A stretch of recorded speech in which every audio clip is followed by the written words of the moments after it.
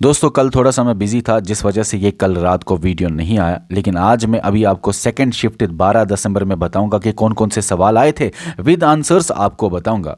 और आज का जो शिफ्ट है सेकंड शिफ्ट का, वो भी आपको शाम तक मिल जाएगा। ठीक है, चलिए इस वीडियो को स्टार्ट करते हैं और आपको बताते हैं ये हमारे कोर्सेज हैं एप्लीकेशन पे। इसी वीडियो के डिस्क्रिप्शन में इनका लिंक होगा, जाइए और ज्वाइन कीजिए। सवाल कौन कौन से पूछे गए थे और उनका जवाब क्या क्या है वो मैं आपको बताऊंगा, और इसी वीडियो के लास्ट में बताऊंगा आपको कि इंग्लिश, रीजनिंग, मैथ से किस किस चैप्टर से सवाल ज्यादातर पूछे जाते हैं। सबसे पहले देखते हैं सवाल क्या थे और जवाब क्या थे। तो सवाल था नेशनल एंथम का एडॉप्शन डेट क्या है, और आंसर आपको पता है 24 जनवरी 1950 है नेशनल एंथम का एडॉप्शन डेट। सवाल था आप बताइए इंडियन कॉन्स्टिट्यूशन में वो कौन सा आर्टिकल है जो बात करता है एबॉलिशन ऑफ टाइटल्स के बारे में। एबॉलिशन ऑफ टाइटल्स वाला आर्टिकल मुझे बता दो, आर्टिकल 18 आपका आंसर होना चाहिए। सवाल था आप बताइए कि एमएस पावर पॉइंट में कौन सी शॉर्टकट की लगती है सुपेल चेक के लिए। सुपेल चेक के लिए कौन सी शॉर्टकट की लगती है, तो F7। इसी तरह सवाल था नेहरू रिपोर्ट जो है जिसको ड्राफ्ट किया एक कमेटी ने, उस कमेटी का हेड कौन था, वो आपको जवाब में बोलना है। जवाब था मोतीलाल नेहरू, आपका जवाब होना चाहिए इस सवाल का कि नेहरू रिपोर्ट जो ड्राफ्ट की कमेटी ने, कमेटी वार्ड चेयर्ड बाय या हेडेड बाय। सवाल था किसने फाउंड किया गजनविद डायनास्टी। गजनविद डायनास्टी का फाउंडर कौन था, और आपको पता है दोस्तों सुबिक्टिन। ओके, सुबिक्टिन। ओके, ये आपका जवाब होना चाहिए।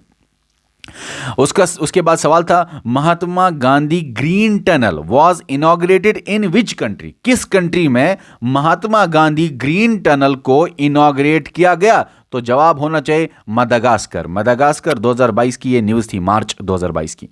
सवाल था which one of the following is not abiotic resource. Abiotic इसमें लिखा था सॉइल। आपको पता ना कौन नहीं है एबायोटिक। सॉइल तो एबायोटिक है, ये आंसर नहीं है। एटमॉस्फेयर भी एबायोटिक है, ये आंसर नहीं है। तो वहां पे फिश था ऑप्शन में, तो फिश है नॉट एबायोटिक, क्योंकि फिश है बायोटिक। आपका सवाल था which of the following is not abiotic, कौन है, कौन नहीं है नॉन लिविंग, तो फिश नहीं है नॉन लिविंग, एबायोटिक। सवाल था कौन सा मेटल पोल्यूटेंट है जो found in automobile exhaust. Automobile smoke में कौन सा मेटल जो है पोल्यूटेंट है, तो लेड मेटल पोल्यूटेंट जो है वो पाया जाता है ऑटोमोबाइल स्मोक में, ऑटोमोबाइल एग्जॉस्ट में, तो लेड आपका आंसर था। सवाल था J&K रिऑर्गेनाइजेशन एक्ट में कौन सा article of Indian constitution amend हुआ, तो article 370 of Indian constitution amend हुआ। देखो किसी बच्चे ने बताया शायद ये ऑप्शन में नहीं था, तो उसमें आपको मैं बताऊं जो भी ऑप्शंस मुझे बच्चे ने भेजे, शायद 2 भेजा, शायद 3 भेजा, 4 भेजा, ठीक है ना, तो वो आंसर नहीं है दोस्तों। आर्टिकल 370 आंसर है, उसमें रिप्रेजेंटेशन डाल सकते हो आप, या बाकी जबकि पता चलेगी और पता चलेगा। तो शॉर्ट में जानो, आर्टिकल 370 अमेंड हुआ है, 370 अमेंड हुआ है J&K रिऑर्गेनाइजेशन एक्ट से पहले, तभी तो J&K रिऑर्गेनाइजेशन एक्ट आया। हाँ, आर्टिकल 370 या आर्टिकल 335A वो ऑप्शंस में शायद नहीं थी, किसी बच्चे ने बोला, लेकिन चलो मैंने ये बताया कि J&K। अच्छा, अगर ये सवाल है कि कौन सा शेड्यूल अमेंड हुआ, कौन सा शेड्यूल हुआ after implementing J&K reorganisation act, किसी बच्चे ने बोला था, ये भी सवाल था। तो शेड्यूल आपको पता है, schedule 1 and schedule 4 of Indian constitution, 1 and 4 of Indian constitution, ये 1 एंड 4th शेड्यूल जो है ये दोस्तों अमेंड हुआ after implementing J&K reorganisation amendment act. ठीक है, ये आपको पता है J&K रिऑर्गेनाइजेशन के अंदर ही ये चीजें लिखी हुई थी। सवाल था इंडियन नेशनल कांग्रेस का फाउंडर कौन था, और आपको पता है A.O. ह्यूम। सवाल था एनी बेसेंट के न्यूज़पेपर्स का नाम बताइए। 2 न्यूज़पेपर है उनके, आपको दोनों का पता होना चाहिए, कॉमनवील और न्यू इंडिया। न्यू इंडिया और कॉमनवील, ये दोनों न्यूज़पेपर आपको दोस्तों जवाब देना था। सवाल था कि नल से जल योजना जो है लॉन्चड इन 2019, आपको बताना है कि टारगेट ईयर इसके लिए क्या था। टारगेट ईयर शायद था 2024, इसके बारे में रिसर्च कर लेना, 2024 मेरे हिसाब से सही है। उसके बाद दोस्तों सवाल था कि आप बताइए कालाहारी डेजर्ट जो है वो डेजर्ट कहां पे पाया जाता है, तो डेजर्ट पाया जाता है साउदर्न अफ्रीका में, खासकर बोत्सवाना साउदर्न अफ्रीका, डिपेंड करता है। आपके ऑप्शन में ये लिखा था, साउदर्न अफ्रीका शायद ज्यादा लिखा था शायद। अगर शॉपकीपर, आपका ये सवाल था, if shopkeeper uses a scale of 90 centimetre instead of metre scale, अगर शॉपकीपर यूज करता है scale of 90 centimetre instead of metre scale and claims to sell at cost price, find profit. आपको फिर प्रॉफिट जानना है। फिर से बोलूंगा, if shopkeeper uses a scale of 90 centimetre instead of metre scale and claims to sell at cost price, find profit. आपको profit बताना है। इसका आंसर होगा 11 1/9%। करके दे देना नीचे कमेंट सेक्शन में, जो देगा करके उसका कमेंट में पिन करूंगा। सवाल था ऐसा, ये 5000 50,000 है नंबर सीरीज में, ये सॉरी एक सेकंड अच्छे से बना लेते हैं, ये 50 लिखा है, 50,000 है, 10,000 है, ठीक है ना। फिर दोस्तों 2500 है, फिर 500 था, फिर 125 था, फिर डैश था, फिर 6.25 था। इसका आंसर बता दो। और इसका आंसर है दोस्तों, इसका आंसर है यहां पे 25 आंसर आएगा आपका। कैसे? इसको इससे डिवाइड करना है, आपका 5 निकलेगा। इससे इसको डिवाइड करना है, आपका 4 निकलेगा। इससे इसको डिवाइड करना है, आपका फिर से 5 निकलेगा। इससे इसको डिवाइड करना है, आपका फिर से 4 निकलेगा। तो पहले 5, फिर 4, फिर 5, फिर 4। अब इससे डिवाइड करना, इससे आप क्या 4 डिवाइड करो तो आपको निकल जाएगा 25, या इससे डिवाइड करो 4 निकल जाएगा। तो इन शॉर्ट वहां पे 4 था, ठीक है ना, क्योंकि 125 को आप डिवाइड करो, ठीक है ना। आप 125 को पहले क्या था, नहीं अभी 5 आएगा, 5 से डिवाइड करो। 125 को आप डिवाइड करो 5 से, तो वहां पे क्या आएगा, वहां पे 25 आएगा। या 125 को डिवाइड करो 25 से, वहां पे 5 आएगा। तो इन शॉर्ट वहां पे 25 आंसर था, ठीक है। या जो थोड़ा सा दिमाग लगाएगा तो कर सकते हैं। इसके बाद था, और अब सवाल आप बताइए, लीडिंग प्रोड्यूसर ऑफ राइस, लेकिन स्टेट का नहीं बताया उस बच्चे ने, कि स्टेट का बोला कि कंट्री का बोला। लेकिन चलो मैं दोनों बताऊंगा। Leading producer of rice in state अगर आए तो वेस्ट बंगाल, इंडिया के अंदर स्टेट वेस्ट बंगाल। अगर कौन सी कंट्री आए तो चाइना, ठीक है ना। चलो दोनों का बता दिया। आपके सामने सवाल था, फुल फॉर्म ऑफ एमएससी की फुल फॉर्म कंप्यूटर में क्या है, मीडिया एक्सेस कंट्रोल। देखो फुल फॉर्म पे सवाल आते हैं, मेहरबानी करके फुल फॉर्म हर शिफ्ट में पूछा जाता है। Media access control.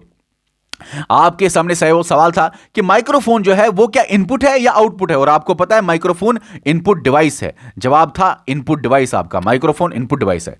सवाल था, आप बताइए इनमें से 4 ऑर्गेनिज्म में हाईएस्ट कंसेंट्रेशन ऑफ डीडीटी किस में पाया जाता है। ऑप्शन उस बच्चे ने नहीं दिया, लेकिन हाईएस्ट कंसेंट्रेशन ऑफ डीडीटी उसी में पाया जाता है जो हायर ट्रॉपिक लेवल का हो, जिसकी ट्रॉपिक लेवल हायर हो उसी में पाया जाएगा। वो आप देख लो ऑप्शंस में। सवाल था ring of fire, ring of fire जो है, जिसको सर्कम पैसिफिक बेल्ट भी बोला जाता है, इज द बेल्ट ऑफ, आपके सामने था आंसर, एक्टिव वॉल्केनोज का बेल्ट है, तो रिंग ऑफ फायर जिसका दूसरा नाम है सर्कम पैसिफिक बेल्ट, वो किसका बेल्ट है, वो असल में एक्टिव वॉल्केनोज का बेल्ट है वहां पे। ओके।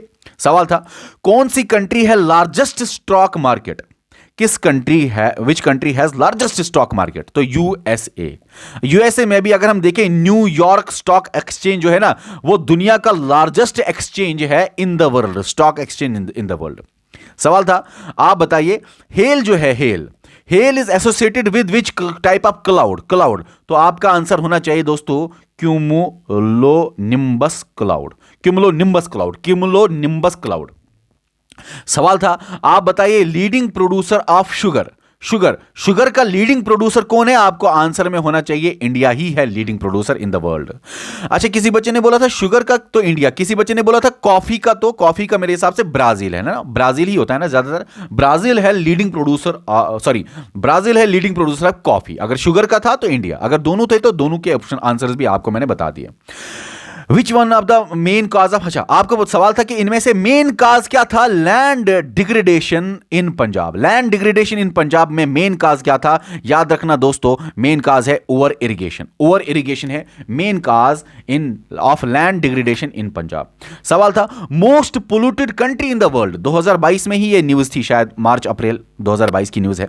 तो most polluted country in the world कौन सी है दोस्तों, बांग्लादेश है। 2022 मार्च में आया था शायद, 2022 की ही करंट अफेयर है। तो बांग्लादेश है most polluted country in the world. सवाल था, gulf of Mannar marine national park जो है is located in which state. तो आंसर था दोस्तों तमिलनाडु आपका, ठीक है। इसी तरह सवाल था कि एयर पोल्यूशन जो पंजाब एंड हरियाणा का एयर पोल्यूशन है is due to which crop burning, कौन से क्रॉप को बर्न करने से एयर पोल्यूशन ज्यादा होता है पंजाब और हरियाणा में? आपको याद रखना है जो दोस्तों वहां पे पैडी सिट्रा बर्निंग होती है, पैडी क्रॉप बर्निंग होता है, उसी से होता है। ठीक है, अच्छा सवाल था US Open single men's championship 2022 किसने जीता? Win by. US Open single men's championship 2022 win by. तो जवाब है दोस्तों कार्लोस अल्कार्स, अल्कार्स। ठीक है, ओके। उसके बाद था, आप बताइए गदर पार्टी का फाउंडर आप गदर पार्टी का फाउंडर आपको बताना है।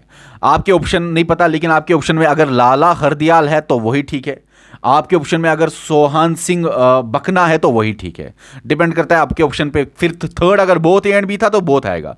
लाला हरदयाल, सोहान सिंह बखना, ये दो मेन बंदे हैं फाउंडर ऑफ गदर पार्टी में। ठीक है, ओके, जो कि प्रेसिडेंट भी थे। उसके बाद दोस्तों सवाल था power point is used for, ठीक है ना, तो नीचे ऑप्शन में प्रेजेंटेशन होगा तो शायद वो टिक कर लेना। फिर सवाल मैक एड्रेस पे था, मेमोरी इन कंप्यूटर पे कोई सवाल था, सलाइवा फाउंड इन इस पे सवाल था, मिनी रत्ना इकोनॉमी में सवाल था, इस पे रणजी ट्रॉफी पे सवाल था, ठीक है ना, गरीब कल्याण योजना पे सवाल था, गल्फ ऑफ मन्नार पे कोई सवाल था, नेशनल पार्क पे एक दो सवाल आते हैं, नेशनल पार्क देख लो दोस्तों। प्रियम्बल पे भी बार बार सवाल आते हैं, प्रियम्बल ऑफ इंडियन कॉन्स्टिट्यूशन भी देख लो।